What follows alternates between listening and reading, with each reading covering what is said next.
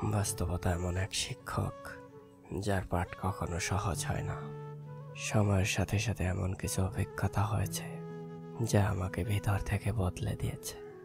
আত্মীয় স্বজনদের অবহেলা, অপমান সবকিছু ধীরে ধীরে নিজের অস্তিত্বকে নিঃশেষ করে দেওয়ার মতোই ছিল।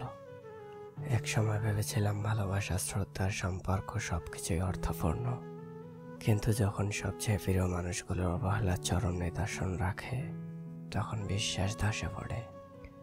আজ আমি বুঝি নিজের মানসিক শান্তি আর আত্মসম্মান সবচেয়ে বড় সম্পদ।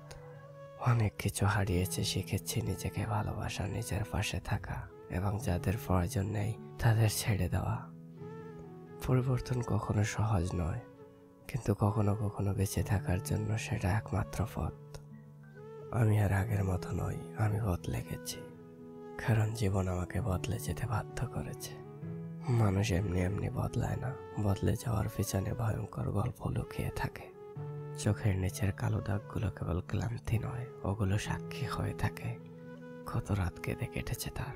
চুপ করে থাকা মানুষটা একদিন খুব কথা বলতো, কিন্তু বিশ্বাসভঙ্গ তাকে বোবা করে দিয়েছে। সে হাসে সবার মাঝে, ভেতরে সে হয়তো ভেঙে পড়েছে বহুবার। মানুষটা বদলায় কারণ তাকে বদলাতে বাধ্য করা হয়।